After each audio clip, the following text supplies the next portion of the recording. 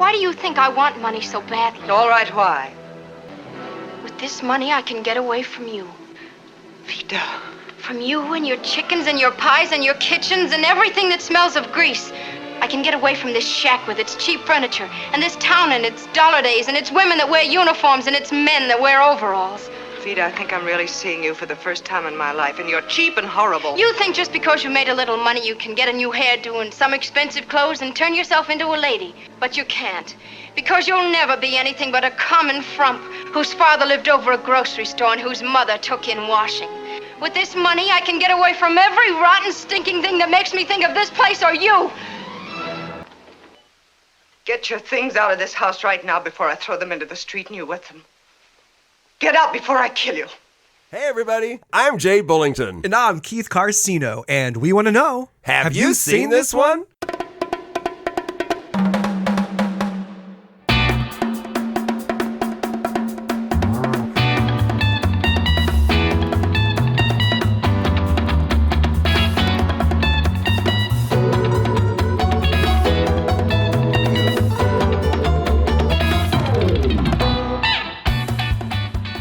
It's summertime, Keith. Is summer's not the same for me as it is for you, is it? No, we are in winter here in Peru. Yeah. It is like 60, it's like 59 Oh degrees. my God, Cool. can you believe? Yeah, I'm like under the covers. I wore a sweater yesterday. Yeah, it's a lot different than what you're going through right now. Oh my God. Okay, well everybody, welcome to HYSTO episode number 204. Have you seen this one? And Keith, happy Father's Day, buddy. We're recording this on Thank Father's Day, you. so happy Father's Day, buddy. Thanks, Hope you're having buddy. a good day. Appreciate that. I sure am. Yeah. And before we go any further, I can't wait to introduce our guest. It's her first time on the show, but not the last. Ms. Lauren Meyer. Hello, Lauren. Good morning, Jay. Hi, Hey, Keith. nice to meet you, Father's Lauren. Day. And happy Pride Month, Jay. Thank you so much. I was going to Yes. bring that up also. Thank you. It's Yeah. Pride Month. I've got my flags outside in the front, Yeah, nice. and all my neighbors are like clapping and smiling. It's really it's an awesome. good. Yeah, You live in a it's good a very community. supportive, awesome community I live in, and thank you so much. Yes, I'm enjoying Pride Month. It's fun. In fact, I went to an event last weekend. Keith, oh my God, with remember? Do you know Rachel Pettit? Oh yeah.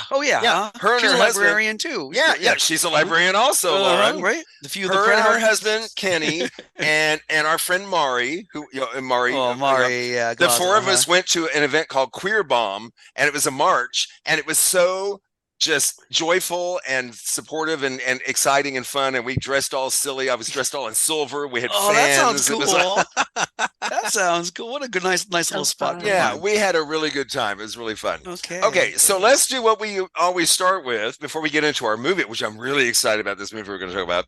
But before we do that, let's talk about what's entertaining us lately. Lauren, what's been entertaining you lately? Well, Jay, since we're on summer break, and Yes. I have become an absolute sloth. You would think I had this big stack of books, but oh no. I have been reliving the late 90s and the early aughts by rewatching the entire Will and Grace series, Oh, Oh, my how gosh. fun. Wow. Frasier series. Oh my God! okay. Well, Will and Grace, talk about Gay Pride Month. Hello, Will and Grace. Have been That show. busy. You know what? Every gay person in the world I know is thankful for that show. We're all thankful for that show because it really normalized our lives. You know what I mean? Yeah. It really did it in a way that people were used to seeing on sitcoms. They were used to Right. that from Friends and going way back. So and Seinfeld and everything. And it's like people just it was a way of really normalizing that stuff. And also everybody on that show is just brilliant. Yeah. They're just It's well written. It's funny. Everyone, great actors. oh my God, they're through and so through. funny. They're so Yeah. brilliant, and they're obviously having a blast working together. You can tell they're having fun. You can tell. Yeah. They So just that's have a cool. way- they have a way of elevating and creating humor in these really heavy moments that I totally appreciate. Totally appreciate it. And I wish I had a best friend that was sort of a mashup of Jack and Karen and Will and Grace all together, that I could have coffee and drinks and travel and just Sunday morning conversation with. Oh, It's the yeah. best. Everybody wants that. Everybody wants Right. I'll never forget the episode when Karen's maid died. That I was not expecting that. And apparently the actress who played her, I think, passed away also. I think that's what happened. And so they wrote it into the script. And I was not prepared. I was not expecting to be so touched by a comedy sitcom, sitcom is comedy, but I just was not expecting to be so touched by something like that. It was like, wow, this really got to me.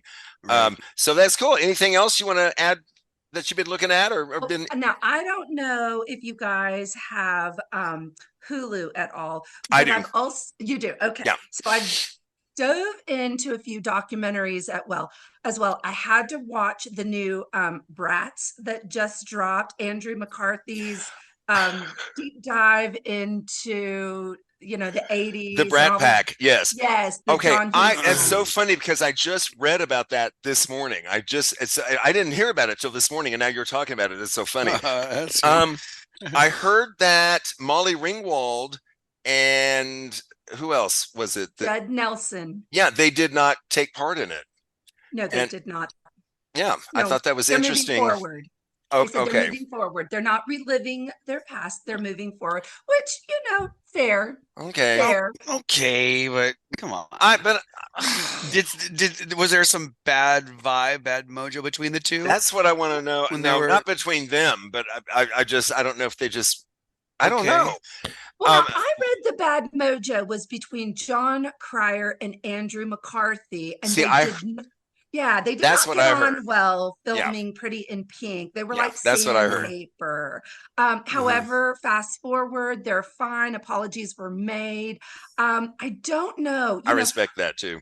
I kind of thought to myself, Crimea River, that moniker made you all so much money. Yeah, right. That's what I'm seeing. It's the least you can do, right? It still makes This is what I'm thinking. I mean, Mel Brooks will go on a documentary and talk about his career. Why can't you do this? Exactly. Yeah. Exactly. It's like, so it makes you wonder. But anyway, but I hear it's really interesting. So I'm looking forward to watching that because I love documentaries. I love them. And I don't know.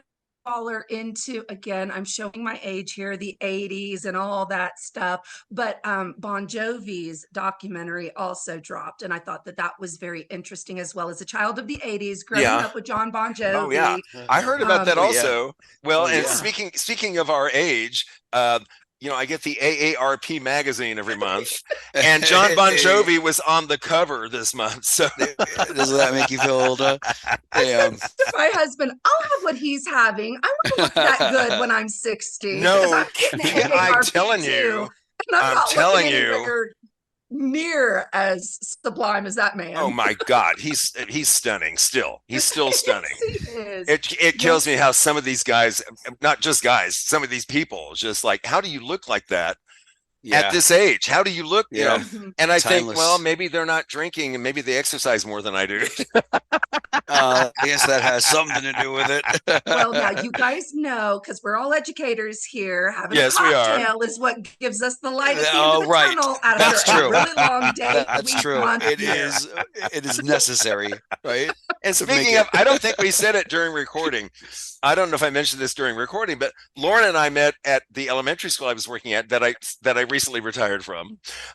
She's a librarian there, and so loved at that school. Just everybody just loves her. I can see why. Just knowing her for 10 minutes, in a few months, she's going to be joining me in the retirement club.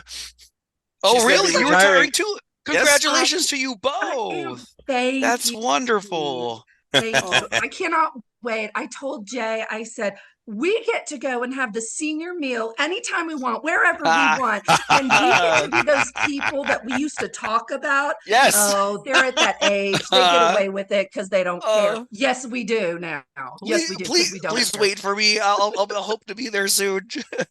Don't rush it. All right. No don't rush it. 9 years, 10 years, right? Oh. Save a Luann platter from you.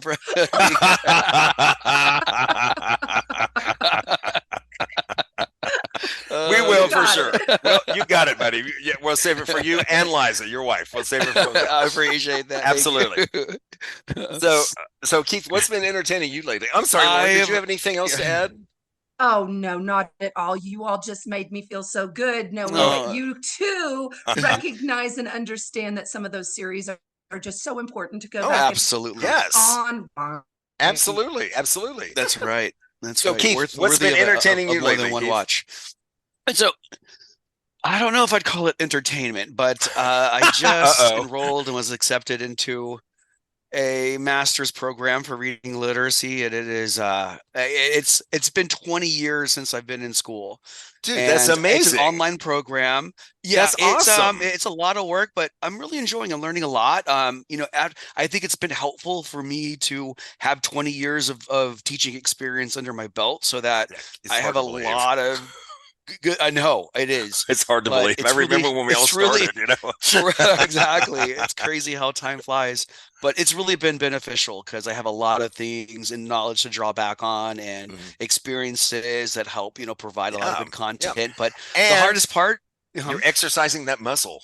That's right. Yes. And I need more things to do like that. So this is a really good opportunity in many different ways. It's still like an 18-month program. So hopefully by this time next year, I'll be on the tail end of it. The light at the end of the tunnel will be there. But it's really just like getting back into like scholarly writing, APA format, all that mumbo jumbo. And let me tell you something. Keith can write. I'm telling you, this guy can write. You. Yeah, that's I'm not kidding. Thank you. It's he working really can. out. So I'll be there. Hopefully in 18 months, I can say that I have more time to watch more fun movies and stuff. I did happen to watch Inside Out 2 has come out. I haven't seen number 2 yet. But Chris and I, my daughter, 9-year-old, we watched the original last night. It's so good. It is such a good movie. It's so good. It really is. This is one of those where I don't care what age you are. It's you really fun. Exactly. Yeah. And I can't wait to see such, part 2. I can't wait either. It's such a good story. Yes. And the voice actors are so good. And the metaphor that like each character stands for a different emotion and how it's a great teaching tool for our younger learners. It's such a cool thing. So I really enjoyed number 1. I can't wait for number 2 is out here, but it's only in Spanish, and I'm waiting for it to be dubbed first in English so we can understand it a little bit better. Yeah, living in Peru, they don't have as many English offerings, but they will. They will be popping up soon. So I can't wait. It'll be streaming not too long after that. Oh, right. Also, and I've been looking and waiting for it. It's only a matter of time. So, all right, Jay, how about you? What's been entertaining you? Okay, I've got a couple really different things to talk about. The first one is a movie it's a horror movie that came out this year. It's called In a Violent Nature. It was debuted at the Fantastic Fest here at the Alamo Drafthouse in Austin, because the Fantastic Fest is a horror and science fiction film festival they have every year, which I have been lucky enough to attend a couple times. Sounds some incredible films get debuted there. This thing is so different. It's Keith. Keith. What if I said a super gory Skinamarink? What would you think? I would say I'll take 2 tickets for 2 days. I'll watch it back to back. Skinamarink is a movie. Did it come out last? I think it was last year. Last year. It was last year. Yep. Very much an art film horror movie. I mean, very much like an art. Very artsy. Just really like long stretches without dialogue. But this movie also with a slow burn. It's worth it. Yeah. This movie also has these long stretches, and also. If you're not a horror fan, do not even seek this out, because this thing is extreme gore. It's like, wow. Writing it down right now. It's wow. In a Violent Nature. I'm telling you, Keith. I know you will like it. Yeah. Okay. But there are scenes that go on for just minutes and minutes with no dialogue. It's just the killer breathing. As he's doing this, so Lauren's like, no, no way, that's okay. I'm not kidding you, Keith. Jay, I was unaware of. Oh, you didn't? Oh, you didn't know this? Oh my God! Well, here's what's funny. Graphic horror. I basically met Keith through his sister Mandy. Hey, Mandy, who we taught together, and she and I we immediately realized we were big horror fans. We immediately bonded, and then through her I met Keith, and then Keith and I ended up working together. So but yeah, we're big horror fans. I mean, big. And I'm telling you, Lauren, don't even look at this one, because if you're not a horror fan, this is extreme stuff. It is really extreme, Keith. So I know you can't wait. I can't wait, man. I might put some popcorn on and watch it. Oh yeah, it's great. It's like wow. And it's one of those that you're like, did I really just see that? Did they just? And then intrigued my favorite thing is like, how did they do that? To me, it's like magic tricks. How did you make that look so real? It's not real. Right, how did you do that? Oh, interesting. Okay, yeah, I'm all in. So the other thing that I'm not done with it yet. It's on Paramount Plus. It's a series called Fellow Travelers. It came out, actually, it was created last year. It stars Matt Bomer. Oh my God, Matt Bomer, so gorgeous. And Jonathan Bailey, also adorable. I mean, it stars him, and it centers on their decades-long romance during the height of McCarthyism in the 50s. And Keith, I don't know if I know they're different ages. You may not be that aware of McCarthyism, but that's when everybody was saying that everybody was a communist, and they were calling, and that's when also they started calling out, and they don't talk about it a lot, but that's when they were starting to call out homosexuals also, because they considered that just all part of it, So it's the story of these two as they go through this time, and they're working in in businesses where they're involved in all this. So it's fascinating and endearing, and I have cried more than once watching this show, because it's just like, wow, the pain that was caused to these people, and having it on during Gay Pride Month, I think, is perfect. And anyway, that's Fellow Travelers on Paramount Plus. I highly recommend it. It's really good. Fellow Travelers, okay. If you have Paramount Plus, there are so many damn streaming things now. It's like I'm not going to pay for all these. Right. But then every once in a while, somebody says, "Oh, this thing on Apple Plus." Well, I don't have Apple Plus. Do y'all have Apple? Do you? No, and Lauren's saying no. I did the free 3-month thing when you buy a product, and I never used it, so I quickly just. That's a good reason to not use it. Yeah, right, exactly. But Paramount Plus I've been really enjoying that a lot. I'm just saying. Oh yeah, it's actually one that I've kept. That one and Shudder are the two that. And Lauren, you don't even know Shudder, probably SHUDDER. Shudder. It's a horror movie. It's a horror movie. It's all horror movies. Yeah. And that's where Joe Bob is. I got to stay there for Joe Bob. Of course, right? Yeah. Little things like that. Joe Bob Briggs and Darcy the Mail Girl. And I got to be there for them. And it's significantly better price than everything else out there. Too. Well, and I've said this before. I got a deal when they first started it. I paid $3.99 a month forever. Mine's double that. That is ridiculous. I know. I got in when they first started. They said, "You're like new show, and we'll promise you have this forever. If you don't quit us, you have this forever." So $3.99 a month. I have Shudder forever as long as I get it. It's a steal. Is that not amazing? That's a steal. I'm gonna piggyback off what you said, Jay. Yeah. At this point in time, with all of the streaming services, I have to keep a spreadsheet for my subscriptions. Right? I gotta go back and do we have crossover? Am I getting double due? Because if so, I need to take that off and go over here. And of course, a lot of it is honestly dictated by the 3 children I have in this house. Gotta keep them out. You got 6-year-old twins. There's no way they're not telling you. I'm sorry. I gotta let the dogs out. And a very cheeky 9-year-old who thinks that, he's got commentary on everything. Watch out, Dave Letterman. This one's coming. Yeah, I know that all too well. So I was going to ask you, Keith, when you were talking a little bit earlier, have you and your kiddos seen If? If? If? I saw If. Did you, Jay? I saw If. Oh my gosh, what did you think? What is If? Okay, this is, okay. I have If is a movie that came out with Ryan Reynolds. So IF stands for imaginary friend. If. Oh yes. Yes. Okay. So I went to see it at the Alamo because I have my Alamo season pass. Where I go every month. $20 a month. I can go every day to see a movie. So the guy that works at the front counter. I mean, we know each other now. He's RJ. Hey, RJ. Hey. Which is so funny because I'm also Robert J. I'm also RJ. We laughed about that. But I came downstairs and he's like, "You look like that hit you." And I'm like, I wasn't expected to be so affected by a children's movie. And he said, and I love how he put it. He said, it's like The Sixth Sense for children.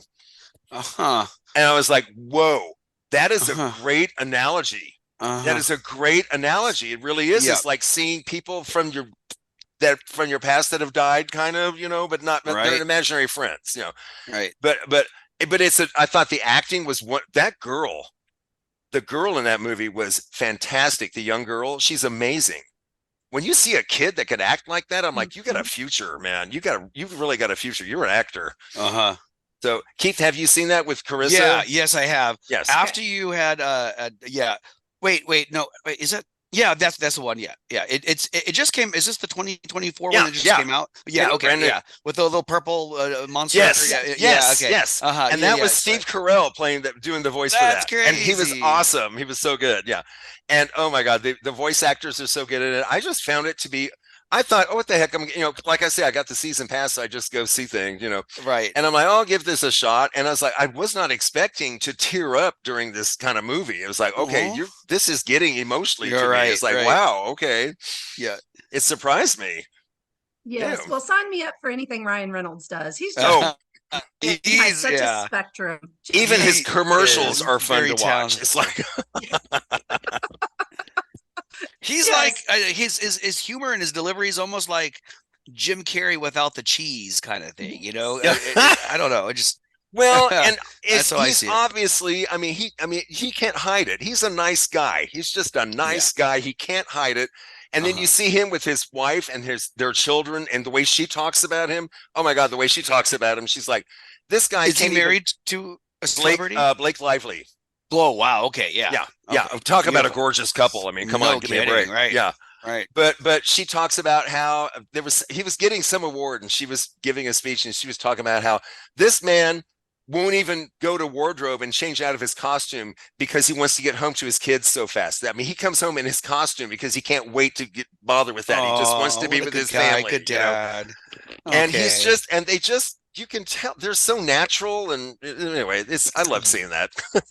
Oh, that's good. Yeah. Well, I'm sorry. I didn't mean to take us down a primrose path. And shame on Jay for assuming you hadn't gone to see If. My bad. No, I haven't seen everything, but I did see that one, and partly because Ryan Reynolds is in it, and he's I don't mind looking at him for a few minutes, And neither do I. I want to talk about one more thing, and this is very not usual that we talk about here, but something happened to me recently on Facebook. I got onto this Facebook group, and it's called Gay Men 60 and Better. Get it? 60 and Better. Get it? Oh, I like that. Not 60 plus. Okay, y'all, I'm not kidding. I have never, ever in my life been on a group in any social media platform that is so positive and supportive and uplifting. I can't get over it. You're not going to believe this. You're not going to believe this. This one guy and I, Rob. Hey, Rob. Hey, Rob. We started chatting back and forth. All of a sudden, he just gives me this video call. He's like, I just took a chance, Jay. We talked for almost 40 minutes. I have a new friend that lives in Florida. Oh, wow. Yeah. We had the best time. And Jay. We just that's awesome. There was something that we knew was clicking. You know what I mean? It's like we have stuff in common and stuff that was not in common that I was like, oh God, you poor guy. We really talked about some deep stuff. Wow. I can't, y'all, this site is so supportive and beautiful.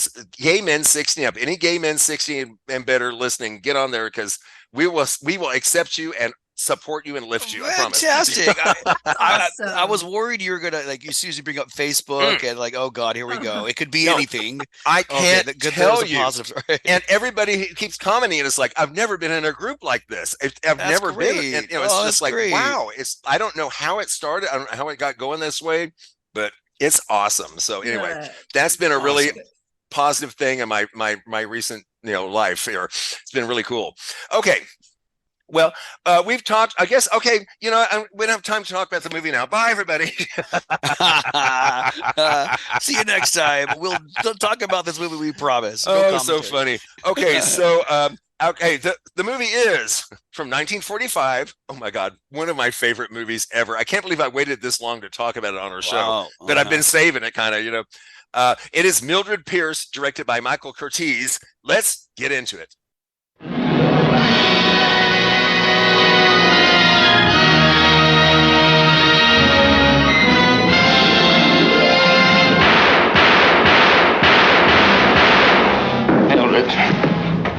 Mildred, a name gasped in the night, the one last word of a dying man, but one word that tells 1,000 stories of a woman who left her mark on every man she met. Mildred had more to offer a man in a glance than most women give in a lifetime.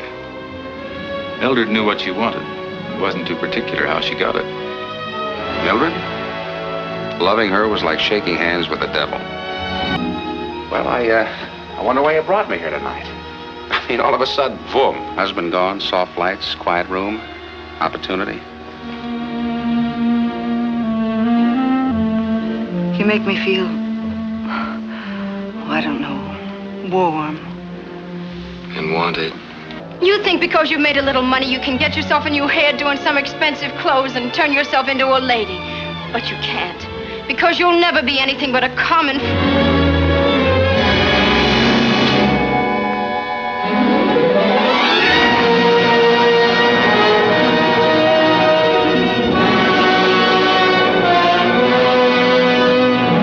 Yes, the movie is Mildred Pierce from 1945, directed by Michael Curtiz, starring the incredibly amazing Joan Crawford. Oh my God, one of the biggest movie stars in history. First film? Oh, is this her first debut or no? Oh, Keith. Oh my God, you poor thing.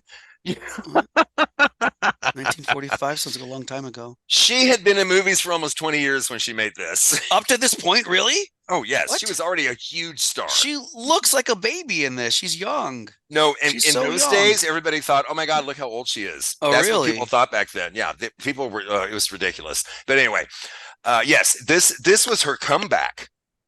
This was like, she had gone down. Oh, this is her comeback, really? This is her comeback movie. Interesting. Yeah, Okay. absolutely, without a doubt.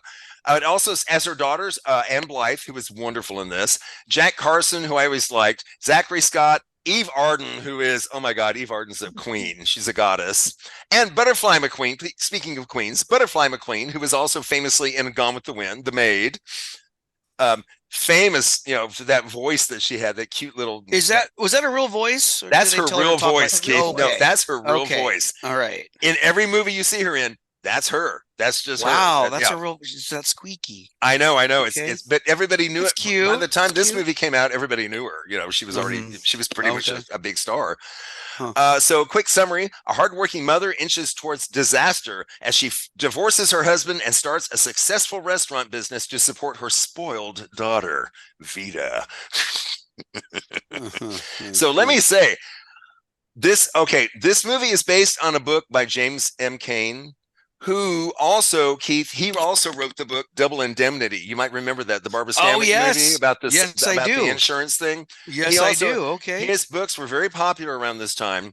That's weird because that particular title randomly popped in my head as I was watching this movie, maybe because it's on the same wavelength. Well, they're both what are considered film noir movies, that era. They're both film noir.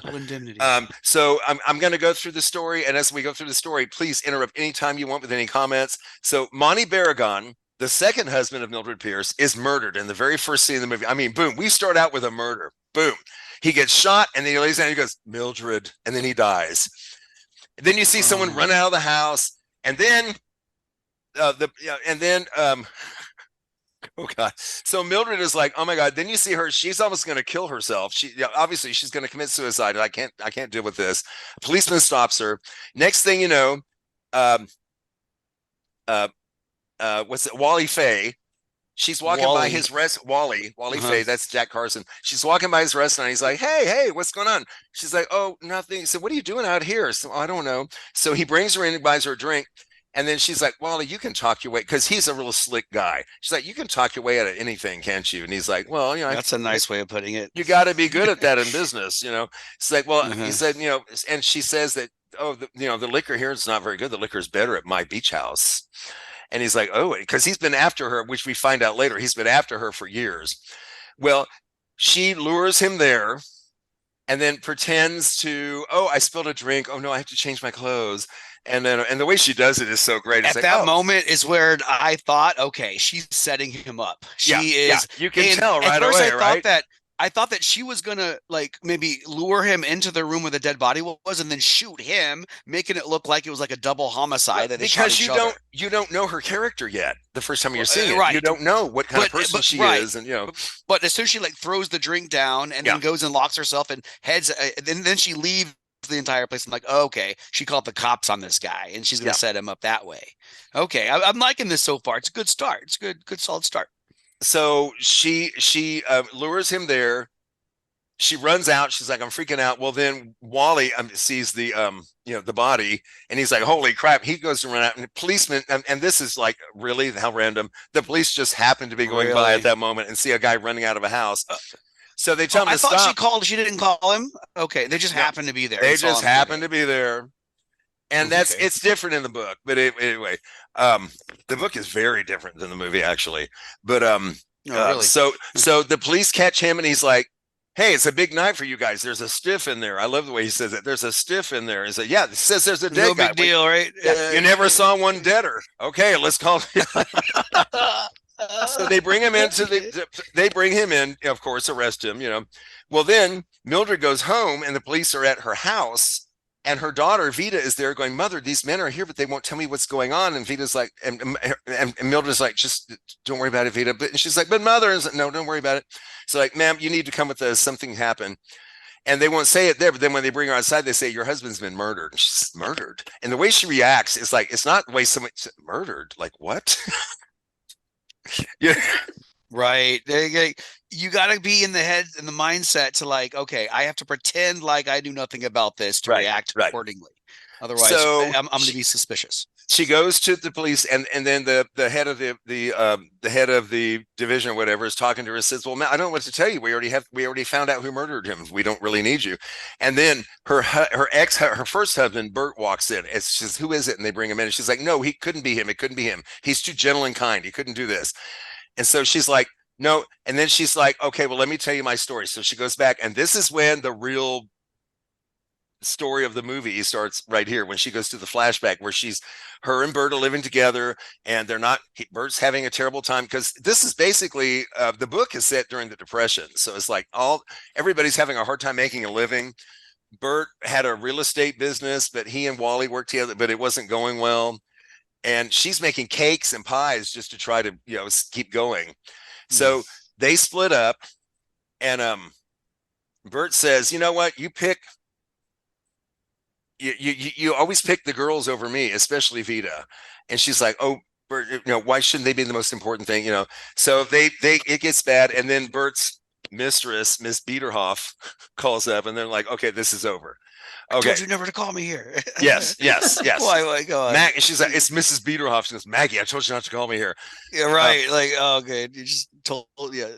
God, what a snake. Come on, man. So Mildred has custody of her two kids, the 16-year-old Vita, who's a bratty social climber, and 10-year-old Kay, a tomboy, who's a little tomboy. She was named Ray in the book. I don't know why they changed it to Kay. I don't know why. I like her character. I thought she was a cute she was adorable. Little tomboy. She's adorable. Okay, so at this point, Keith, where do you think we're going with this?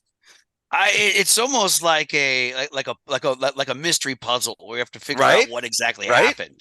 Almost like a clue, but in its own little way, or like who done it kind of thing. I mean, obviously, all signs right now are pointing towards Mildred. And this, I'm thinking the story is going to talk about how she finagled her way out of it, how she got into the mess in the first place. So, yeah, okay, not knowing what is to come. Yeah. So, Lauren, what are you thinking? Because this is your first time to see this, right? Well, this was my first time to see the movie. Okay. I had read the book, and that's where I was really? When we first started, was my vein of thought was, oh, have you all read the book? Because if you've read the book and then you watch the movie, it's really different. Very different. That book spends so much time developing the mind's eye for the reader with the characters and the setting. Interesting. Which you can do in a book. Yes, it's harder. Most books that are made into movies, the book is almost every time and mostly for that reason Lauren just mentioned alone. Well, and so you don't have time in a movie. You don't have time. No, but I did love how in the movie that whole film noir piece comes to extend that sense of foreboding and, oh my gosh, what's going to happen next? And are they taking me down a primrose path to something that's not exactly quite right? Which is what was so delicious about the finale. And I'm not going to say anything at this point. All right. But then the other thing we'll spoil it later. Thinking, Jay and Keith, is for those people who truly have gotten to know this phenomenal actress and her entire dossier of material, to see her in this movie versus what I'm very familiar with, which was that wire and that whole dichotomy of who she was and how desperate her own personal life was. To watch her sort of take a back seat in this movie to Vida is so counter to what you know about this actress. Here's something about Joan Crawford. She's famous for telling Meyer at MGM, Louis B. Mayer. She's famous for telling me, he's like, she wanted to be in the movie The Women, which we've covered on this show with Paul. Paul and I did it, which is one of my favorite. It's from 1939. I love that movie so much. It's so fun. A movie, no men. There are only women in that movie. It's called The Women. It's great. Oh, cool. It's great. But she plays the bad girl, Crystal. She plays, and Louis B. Mayer was like, "You're a star. Why do you want to play the bad?" She's like, "I would play Wally Beery's grandmother if the part was good enough. I don't care." She really was an actor. She wanted to portray these parts. She really wanted to show her range. You know what I mean? Mm-hmm. And so, anyway, I didn't mean to slow things down. No. I was just the whole idea that Joan Crawford is going to sort of take this back seat to her daughter in this movie, knowing what you know about her real life. You're like, this is tough. And we've heard all these bad things about Joan Crawford, especially from her daughter. That's where Mommy Dearest came from. But Anne Blythe, the actress who played her daughter in this movie, she said, "I don't know anything about that Joan." She said, "The Joan I worked with was generous and kind and loving, and we were friends until she passed away." So she said, "I don't know that Joan." It's like, okay. So it makes you kind of, I think there's kind of a, maybe not, maybe, I think the Mommy Dearest stuff was a little exaggerated, But then on the other hand, it is so hard to take your eyes off of her in the movie. I know. She's so beautiful. Those cheekbones. You would buy anything she was selling, even if you didn't need it. I could have lived in Alaska and she could have sold my money. Me ice and I would have bought it. That's why she was such a star, Oh my gosh. Yeah, very moving. And so, I think at this point where you're at in the whole storytelling, PJ, you're right. We are buying everything that's sold in regard to the whodunit piece. Yeah, absolutely. So at this point, Mildred's her main goal is just to provide material possessions for Vida, because all Vida cares about is what she has and where she lives, and she's looking for this high social status. And she's ashamed that her mother is a baker. So when Mildred says, "Oh my God, I have to get a job," and she ends up getting a job as a waitress, she is horrified. And I'll never forget watching this for the first time with my dear friends Tazi, Matt, and Houston. Said, "My mother, a waitress," and we cracked up because we were all waiters at that point. Right, like it's that bad of a profession. Come on, my mother, a waitress. She was just disgusted because she found the uniform in her mother's closet. And my mother, she just haven't you degraded us enough? Aren't the pies bad enough? Jeez, how mean is that? So this is something that I knew because I lived in California for a little while when I was young. We lived there for about 10 years, which is not much of my life now, but back then it was a big part. But we lived in Norwalk, which is near Los Angeles, which is near Pasadena. Pasadena was considered like fancy for a while. It's not that way anymore. Not Pasadena, Texas. Pasadena, California. All right. No offense, Pasadena, Texas.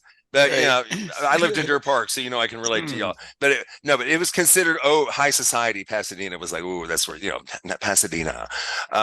So she meets Monty Barragan, this Pasadena playboy, with he's like from a rich family, and yet they've lost all their money. Apparently, he's living in this mansion, but he's living on pennies while he's living there because it's not things aren't going well because it's the Depression and stuff, So he owns the building that Mildred wants to purchase to start her restaurant that Wally's found is going to, and they start actually having a romantic interest thing going on.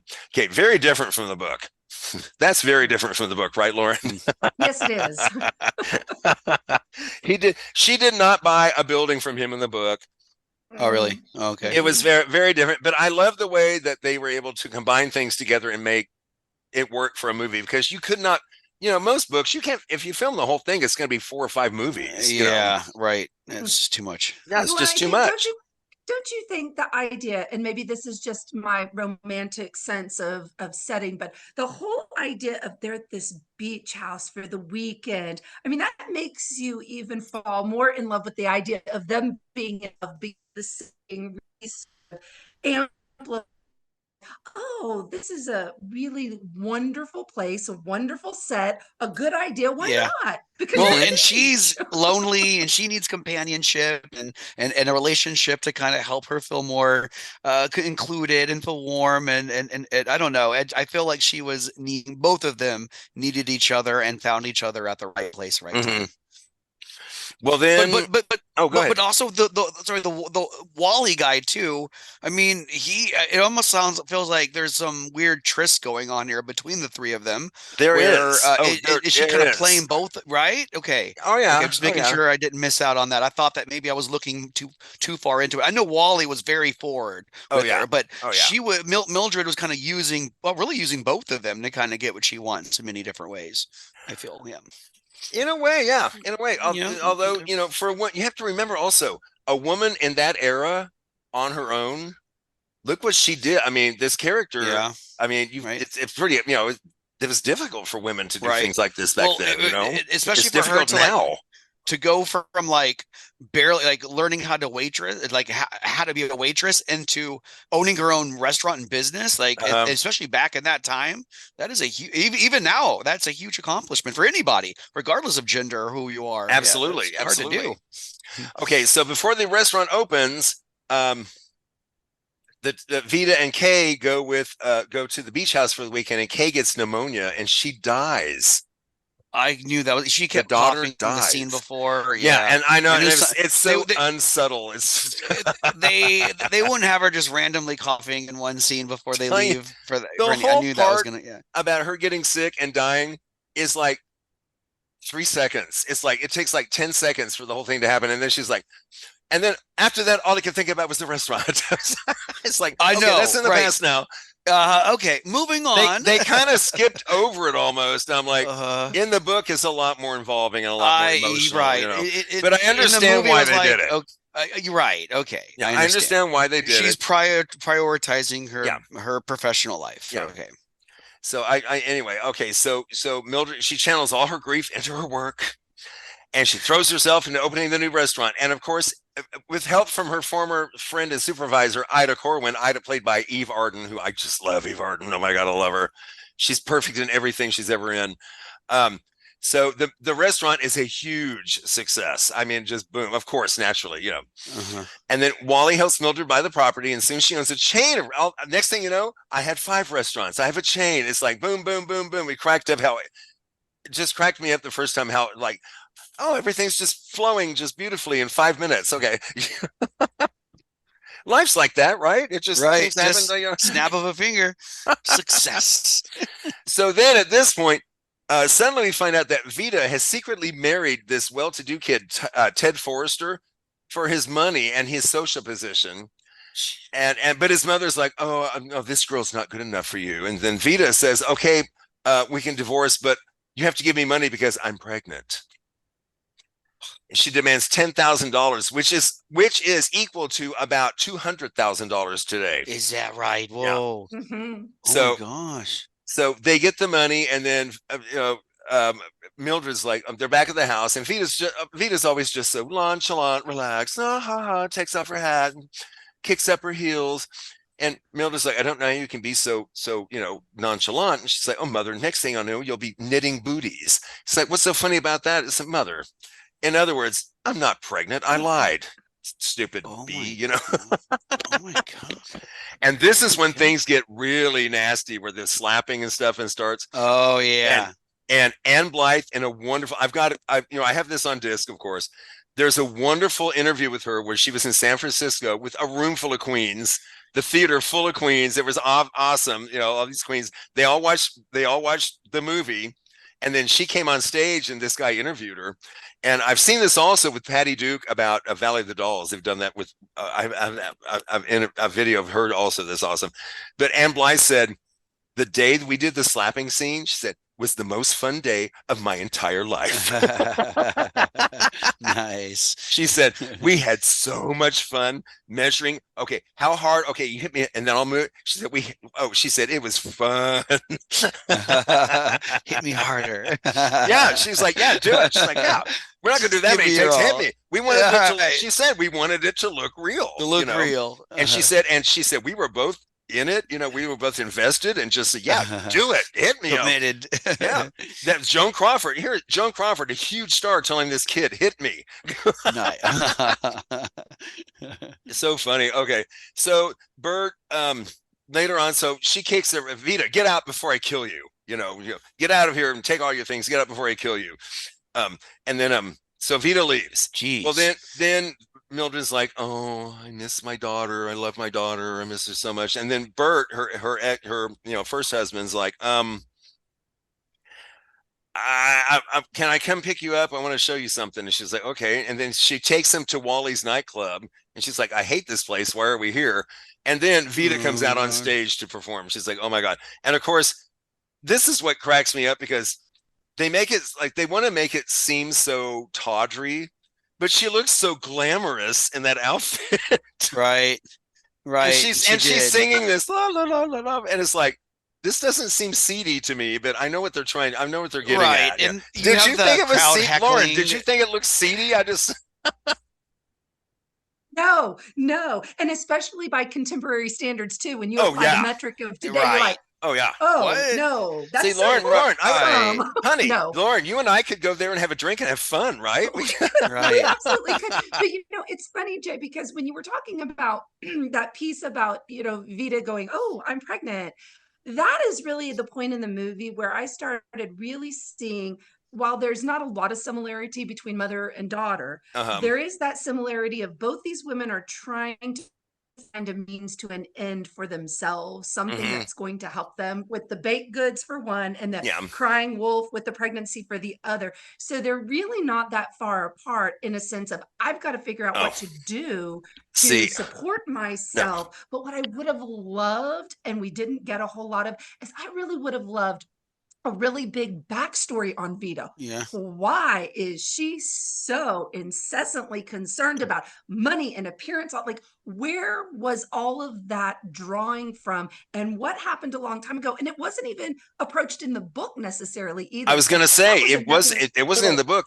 And you know what? I don't think there is. I think this is just her personality. I think she was just born, I'm going to think about me. And I'm just going to, because I know, Keith, there's a person that was in my life like this, actually.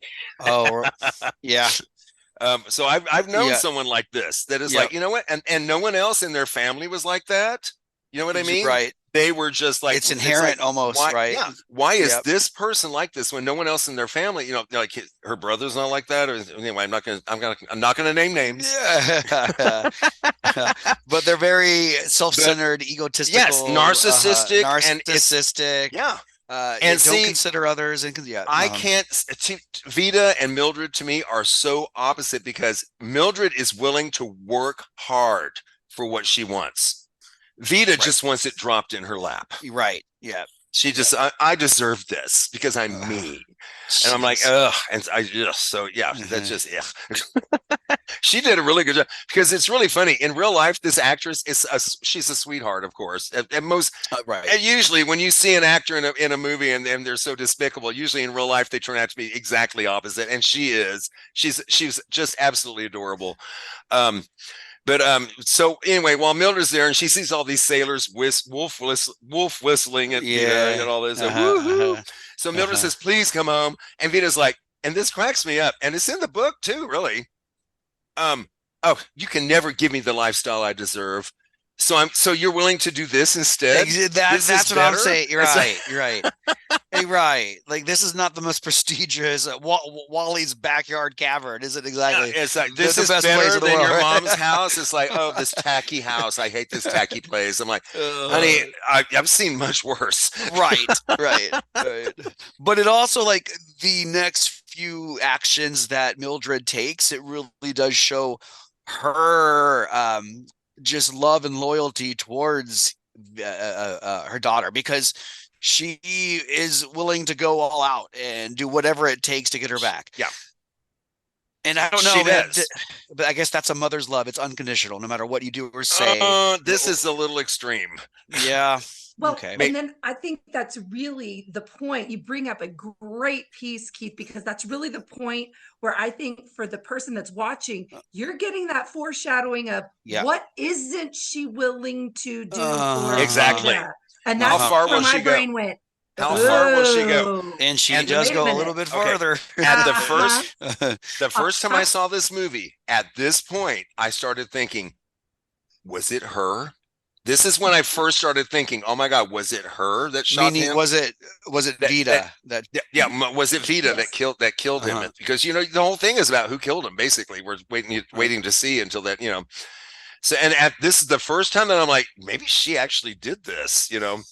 So anyway, Mildred is desperate to reconcile with her daughter, and she coaxes Monty into a marriage to improve her social status so they can live in the big house also and everything. So that her daughter will. Yeah. With Monty's price being that I need 1/3 share of your business. And that's important that we mention that, because that comes up later. Yeah, right. I get 1/3 of the business. Do you think it was premeditated? Like he needed that to be part of the agreement in order to, like, later down the line do something? Or was that just I'm a businessman, I need... What do you think, Lauren? Because I don't think so. What do you think? I didn't think so either. I thought it was just a bargaining chip of to sort of show there's 1/3, 1/3, 1/3, and now we've all kind of connected in this, this business piece. And we're equal. He was hurting financially and knew that she was doing really well, and so this might be a way for him to kind of take care of one. Yeah. Okay. And he's another narcissist in this story. He's another narcissist. So that's all he thinks about. What were you saying, Lauren? You had said, Jay, when we were talking earlier about Vida being like the narcissist and all of that. But I think, too, in the story, that first time she was so cavalier at calling pregnancy when not really. Well, what else was she capable of? Who else could she throw under the bus? She has no conscience. Exactly. So maybe she could be perpetrating something bigger. And so I think that was the first foreshadowed clue of this girl's got a serious problem. Right. Yeah. Interesting. That's right. So, okay, they move into the mansion. Well, eventually the cost of supporting Monty and Vida, Monty's underhanded ploy to retain his share in the business while causing his wife to forfeit her own. He makes a business deal and sells out. And so and Wally says, well, it was Monty that did it. Monty's the one who started this. And I was going to go bankrupt if I didn't go along with it. So he forces Mildred to sell her restaurant chain. She goes bankrupt. So when she goes out to the beach house to confront him, Mildred finds Vida and Monty in each other's arms kissing. Now this is the moment where I realize, okay, one great kind of switch up here. Didn't see that come. Well, there was an allusion earlier to it about she was kind of enamored by him when they first met, and I thought there might be something weird going on there. See, at first I didn't. I'll put it off to the side. I didn't see that. Yeah, and they didn't go back to that, but it was still in the back of my head when I saw them embracing in this scene. I was like, okay, maybe Vida was behind it. That's when it really clicked into me. I was a little late to the game, but I figured it out. So, Mildred finds them, and she has a gun. Mildred has a gun with her. She brought a gun, and she pulls the gun out, and Monty's like, Mildred, no. And she's like, oh, and she drops the gun and runs out. Oh my God, she runs out and she runs off. Well, she's running out, and all of a sudden Vita's like, he's going to divorce you and marry me, mother. We're going to be together. And Monty's just standing there, just looking at her, just looking back and forth. Awkward But when Mildred leaves, he's like, especially. what made you think I was going to marry you, you rotten little tramp? Literally, his words, rotten little tramp. Oh my and gosh. She's just shocked and horrified. So she picks up the gun and she shoots him 4 times. She shoots him 6 times, but she misses twice. Point blank range. So Mildred hears this gunshots. She's like, what? She runs back in and she's like, oh my God. And of course, again, we see him fall to the floor and go, Mildred, drop down. Right. And she's like, oh, mother, he was so awful to me. He deserved it. He made me do it. Nothing's ever Vita's fault, which is a narcissist. Nothing's ever their fault.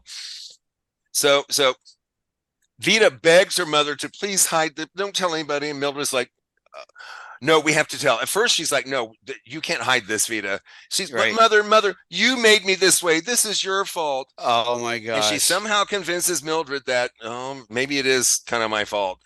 It's not, but take responsibility for your own actions, girl. Sorry. Oh my God. But still, Mildred 100%. Does whatever she can, and I think we find out back at the police station what she the extent to where she's willing to go for her. But you know what? I don't blame her for trying to. She tries to. She brought Willie out to the beach house. Okay, after this, she runs. Right. This is like what happened right before the beginning of the movie. So she's out walking around the beach going, oh my God, what am I going to do? Then she sees Wally. I'm like, that's what I can do. I can blame it on him. And you know what? I don't blame her at all. No. I thought it was an easy out. And didn't Wally also earn 1/3 share as well? Yeah, but he sold it. He said if I didn't sell it, I was going to go bankrupt also. And he said, okay. So he sold it to go. Yeah, okay, right. He said, hey, this was Monty's fault. He said, I'm just a businessman. Right. And Monty started this, and he tries to take any credit for it at all. Well, and the cops kept saying he didn't have to do that. He didn't have to do that. I'm sure Wally also was able to talk himself out of it too with the cops too. They weren't that smart, but Wally was a smooth talker. And the cops said, there's no motive. Wally had no motive, but you could argue that he maybe had a small motive. He did have a motive. He was partners, and he was constantly making sexual come-ons to Mildred, even when she said no. He said once a week, no, twice a week. Sleazeball. Yeah. So the police arrest Wally, like we said, when they see him fleeing, and then we find out that that they say, like you said, that they say, well, Wally can't be the killer because he has no motive, and so they admit at the end of the movie, the detectives admit we actually knew all along who the murderer was. We just needed you to give us more, and so when Vita walks in. And Vita thinks that she's told them she's the murderer. She's like, mother, you told me you wouldn't tell them. She's like, Vita, shut up. All right, I didn't. I didn't. You just did. Right. You told them you were. I didn't. You did. Well, have fun in jail. Don't drop the soap. And then she walks out and she sees her first husband, and they walk together into the sunset, or the sunrise, actually, because it's been all night. They've been there all night. Yeah. Right. So this movie, and Keith, I have a big thing about movies that are too long, and I like movies to be 90 minutes. I like movies to be 90 minutes, but some movies like this, you don't notice the time. I don't notice the time. There are certain movies. I know a couple of movies that are like 2.5 hours long that I can just sit through like a breeze because you don't realize how long you're sitting so there. Engrossed in it, and you're never bored. You know, right? So let me ask you. Well, first of all, let's do a little background. First of all, after seeing this film, James M. Cain sent Joan Crawford a signed first edition of the original novel, and the inscription read, to Joan Crawford, who brought Mildred Pierce to life just as I'd always hoped she would be, and who has my lifelong gratitude. So he was really... That's he was really... And I mean, really, this is one of her... I mean, and I'm a huge Joan Crawford fan, but Lauren, wouldn't you agree? This is one of her best performances ever. It is. It's penultimate, and she it is such a That's fine a good word. Job, and you feel for her. You feel for her humanity. Yeah. You feel for her as a mother. You wonder, what in the world has she done to deserve a daughter like this? Why is her life like this?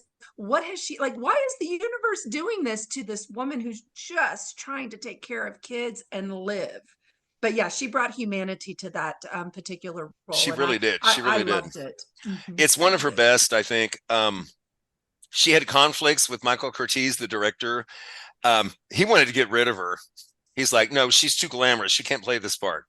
And so she did a screen test, and she's a huge star, but she says, I'll do a screen test just to show you. And she did. And he was like, okay, you convinced me. All right. And he said, but you can't look glamorous. And so she said, I'm buying all my clothes at the store off the rack. Well, she did. She bought all the clothes off the rack at the store and then brought them to her private designer and had them all glamorized. Shoulder pads, because she was famous for her shoulder pads. Joan Crawford was wearing shoulder pads. That was her look. And so she had them all glamorized and cinched in just so she looked real. But she's like, no, I bought it. I bought it at the store. Here's my receipt.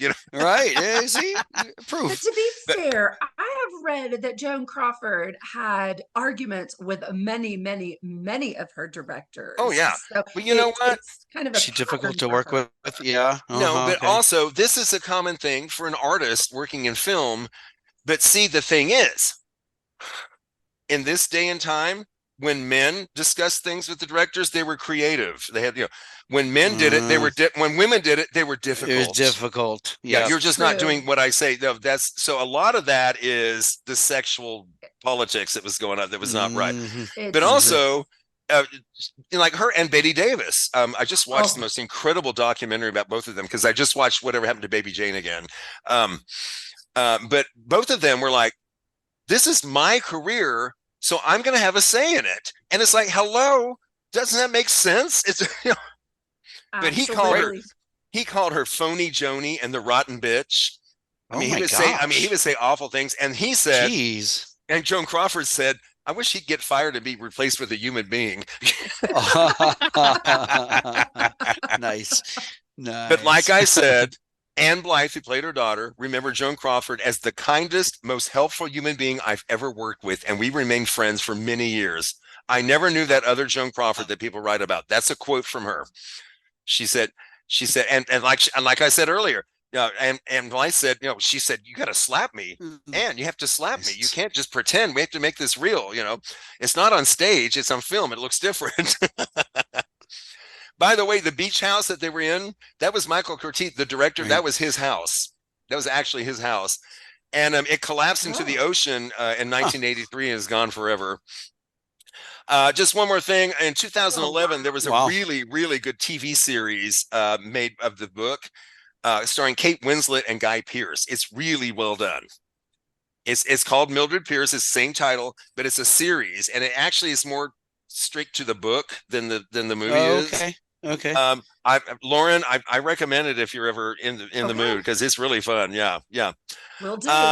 A couple critics quotes. William Brogdon of Variety. He liked the film, especially the screenplay, and he wrote, "At first reading, James N. Cain's novel of the same title might not suggest screenable material, but the cleanup job has resulted in a class feature, showmanly produced by Jerry Wald and tellingly directed by Michael Curtiz. The dramatics are heavy, but so skillfully handled that they never cloy. Joan Crawford reaches a peak of her acting career in this pick." I agree with. I pretty much agree with that. However, Harrison reports wrote that Crawford delivered a good performance, but they thought the story lacked conviction and the main characterizations are overdrawn. Now I can see that today. Today it's a little. These old movies you have to understand when they came out and how people accepted things then, because they're all a little over dramatic, and because that's just the day and the time that they came out. I mean, look at silent movies; they had to really be over dramatic just to get things across. So okay, that's all I've got as far as that. We can talk scores real quick. It's got good scores on IMDb. It's got 7.9. That's very high, actually. Wow. The 7.9 Amazon Prime 5 out of 5 stars. Okay. Wow. Rotten Tomatoes, tomato meter 88%. Okay. Audience score 90%. So finally, again, I'm a man of the people. Yay. All right, by 2%, but still, they're both high. They're all good scores. Okay, so this is both of you. This is your first time seeing this movie. Lauren, would you recommend this movie? Absolutely, I would, for sure, because of the dynamics of what's happening within the movie, the family dynamics, I think that's very relatable today. You have mother-daughter struggles happening. Absolutely. You have this weird love triangle situation thing going on. That's relatable. But what I loved about it is watching it for the first time myself, but also watching it through the eyes of my 16-year-olds who would have said, oh my gosh, this is so overacted because, they're 16.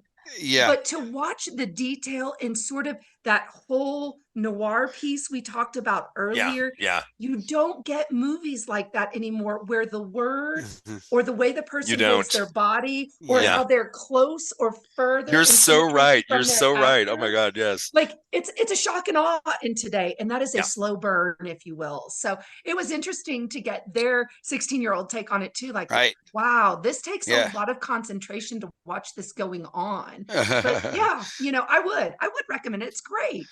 That's awesome. Well, Keith, would you recommend this movie? I mean, there were some parts where I was like, okay, they could, it's, an hour, 40 something minutes. They could have developed characters a little bit more in that time frame. There were some slow parts, but overall the story was done extremely well. What a great acting job. Joan Crawford. There was a moment where the camera stayed on her and her eyes well up. And then she you can see the tears. I'm not kidding you, Keith. I'm not kidding you. How does she do that? A man that, and I'm going blank right now. Who was the movie? The guy? Oh my gosh! The movie was Autumn Leaves that he did with her, and he was so handsome. What was his name? Hang on, Autumn Leaves. I'm slowing things down here. Sorry. AUT. Cliff Robertson. Robertson. Okay, wonderful actor. He said they were doing a scene. And she asked the director, would you like tears? And the director said, sure. And she said, which eye? What? That's how good she was at her technique. She could well up and make a tear come out of her left or right eye, depending on how it worked for the camera. What? That's regardless of emotion. She doesn't have to concentrate on her dog dying or anything. It just happens. Well, she's got to do something. Wow. Joan Rivers. Oh my God, Paul. That was Paul Costava. Every time I say Joan Crawford, he'd say Joan Rivers, and just as a joke, and now I'm doing it. Paul, damn you, Paul. You stinker. Keith, Joan Crawford's career is so amazing. She started in the late 20s and went through the 70s. Right. I mean, that's about crazy. That. Yeah. And yes, her last film was called Trog, and it was terrible. Her last movie was awful. And a few of her later movies were awful, but she worked. I mean, she just worked, and she's like, and she won Best Actress at the Academy. She won an Academy Award. She won an Academy Award for Best this actress on this one, right? Yeah. And there's a fun story about that. She was so freaked out and worried about it that she couldn't go to the ceremony. She's like, I can't go. So she pretended to be sick, and she stayed home in bed. Then when they announced she won, suddenly she had full makeup on, and all the reporters are in her bedroom. She's holding the Oscar in full makeup in her bed, like, thank you. Wow. Okay. And there's a picture of Anne's wife coming to her house, giving her a kiss, congratulating her kiss. Okay. It's so cute. But and she told her friend, she said, I'm just too nervous to go. I can't. I'm afraid to go. I can't go. Right. So she played sick. It was so funny. To answer your question, yes, I would recommend this. Yay! I thought the story was really good. It kept me entertained. Again, for it being over an hour and a half long, and it's black and white.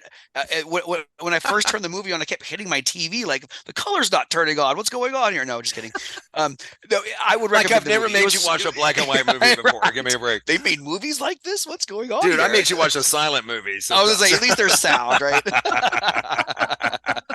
No, but for its time, if I watched this back in the 1940s as like I would be like, this is one of the better movies I've ever seen in my life. I think it was a huge hit. Even after so many decades later, it still is an interesting story with a really cool switch up in a twist at the end that you don't really see until well over halfway the movie. So yeah, good storytelling, really well. Good acting, all that worked. Yeah. So for those reasons, awesome. Well, I'm glad y'all both enjoyed it. Yay. Okay. Real quick, contact info. You can find, well, right now the website's a mess still, so I'll get into that later. But you can find us on Facebook, Instagram, and Twitter. You can find this podcast on Apple, Spotify, Amazon Prime, wherever you catch your podcasts. We're there. We're all over that place. When you do, please subscribe to us and please leave a rating. Hopefully a high one, but even not. But subscribing and giving us ratings, it brings more people. It makes us more visible and brings more people to the party. And we want everybody to come to our movie party. So please do that, everybody. Okay, Keith, for the next time, I have a movie for you. Okay. And you've been doing a lot of 80s movies for me lately. Oh God. So I have one for you. Shit. It's from 1987. An 80s movie. It's called Near Dark. Near Dark. Okay, yeah. Okay, Near Dark. I've not seen this. There's got to be a bully in it, right? It's an 80s movie. It's got to be a bully, right? Well, actually, there are vampires. So there you go. Oh, they're not. They're otherworldly bullies. Also, this is Catherine Bigelow's first movie. You know, she won an Oscar for what was the war movie she did? I'm blanking out right now. I'll remember that. But she's an Oscar-winning director. This was her first big movie that I think her first movie, maybe. I did mention that it's a vampire movie, so there are vampires involved, but it is very different, I think, from any other vampire movie you've seen, and I can't wait to get your view on this one. Yeah. All right, then. Near Dark it is. Let's do it. Yeah. Okay. All right. Well, before we go, we have to say thank you, Lauren Meyer. Thank you, Lauren. Thank you for having me on. This was so much fun. Yes, we're going to do this again for sure. Oh, we need to make her, put her on the rotation. Yeah. Let's do some more fun movies. Oh, you don't worry. You are. In fact, we already picked our movie. We already picked the movie. We already talked about it. Sorry, wrong number. We'll be doing that soon. Sorry, wrong number, right? You've already seen it, so already did your homework. Also, I believe in December, Lauren will be retiring, and she's going to be starting her own podcast. Awesome. Can you tell us a little bit about your podcast? Yeah, tell us about that podcast. We are going to be bringing on what's called Lit Ladies, and it is a hearing of literature and libations and oh my gosh, from the trenches. and alliteration too. Throw some alliteration there too. I'm a fan of all that stuff. We'll be looking for fabulous educators to come on and just sort of thematically talk with us about things and experiences and great stories, good colleagues, and just the zen place for us educators to meet, visit, and give each other pats on the back going, yes, this is a hard job, but we got it. We got each other. I'll be tuning into this one. Right? This one sounds Doesn't that sound like fun? Oh, absolutely. Absolutely. What a great idea. Yeah. Well thought out. I love the name too. That's the name's the best. The name's the best. So good. Oh, right. It's meant to be. Well, I'm going to hold you to it, Keith and Jay. All right. You can be on rotation. Oh, honey, I'm there. Do it. Yeah. Excited. And I already have a cocktail in mind. So good. You let me know your cocktail of choice first, and then I'll pair it with a good piece of literature and a tale from the Very good. Deal. Done. What a friendship made in heaven. Here we go. Good times, guys. Good times. All right, friend. This was so much fun, y'all. Thank you so much. Okay, so next time, episode 205, we're going to be doing Near Dark. Until then, I'm Jay Bullington. And I'm Keith Carcino. And y'all keep watching those movies.